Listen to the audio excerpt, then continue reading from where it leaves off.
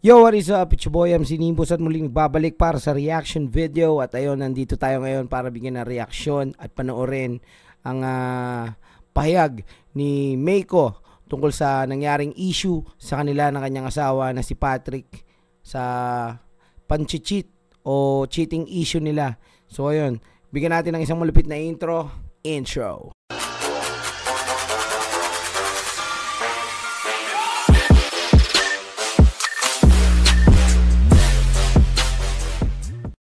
Okay, so yun, tuloy natin, panoodin natin at alamin natin ang mga detalye. Let's go.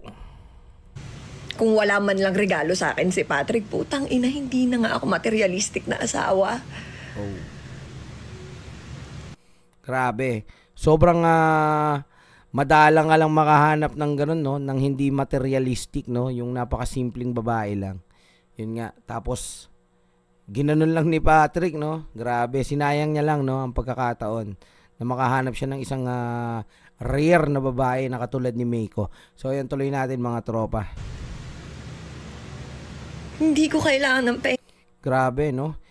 Damang-dama mo sa mata niya yung no, yung lungkot, no? So, balik natin konti. Hindi ko kailangan ng pera kasi marami ako noon. Uy, sana all madaming pera. Doon tayo na pa sana all mga tol. Let's go, let's go.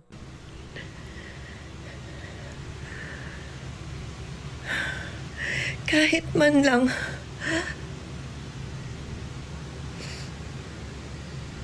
Handmade na letter kasi nga words of affirmation yung love language ko.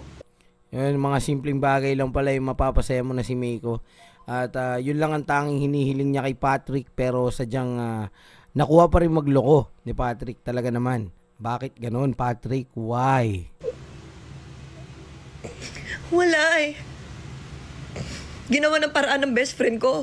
Aha. Para hindi ako mapahiya na wala sa aking regalo yung asawa ko. All expense paid trip to Taiwan. Honeymoon trip to Taiwan na ako pa rin ang gumastos ng lahat. Grabe ka talaga, Patrick. Wala pa lang nilabas na kahit 5 duling si Patrick, no, sa mga expenses nila. So yun, talaga namang kapal ng mukha, no, mga ropa peeps. Let's do this. Kapal ng mukha mo.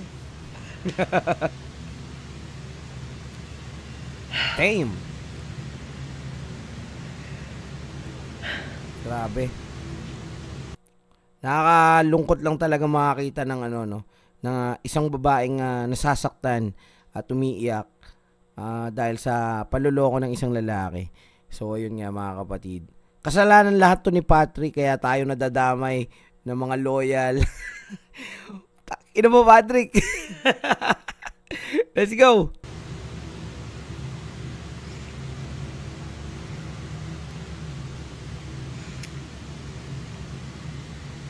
Damn. Tarantado ka. Binigyan kita ng chance. Tarantado ka pala. Naaminin sa akin ng lahat kahapon. Hindi namin. Hindi ka pa rin talaga umamin. Nuknukan ka talaga ng sinungaling. Damn. Napakasinungaling din pala ni Patrick. Thanks, G. Sobrang lakas ko sa Panginoon talaga. Sobrang lakas.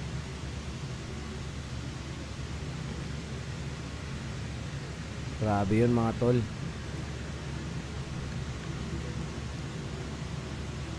Tindi ng apog nito. Yak. Jeez. Yak. Yaki ka na ngayon, Patrick.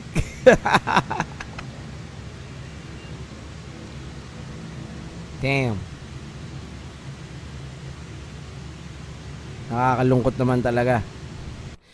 Yun, so mga ropa peeps, no, nakita natin yung naging reaction ni Meiko dun sa nangyari, no. So talaga namang nakakalungkot din dahil halos lahat tayong mga kalalakihan ay nadadamay sa ganitong klaseng issue. Syempre, dahil sa ginawa ni Patrick, pucha, iisipin din ng mga ibang babae na lahat ng lalaki ay ganun, di ba? So very very bad move, Patrick, sa ginawa mong yan, no? So ayun, Sobrang nakakalungkot dahil sa nakakita tayo ng isang babae na nasasaktan, na niloloko, no? So ayun, ang payo ko lang sa mga kapatid nating mga kalalakihan diyan ay itrato natin ng mabuti ang mga babae, alagaan natin, mahalin natin, at itrato natin ng prinsesa, 'di ba?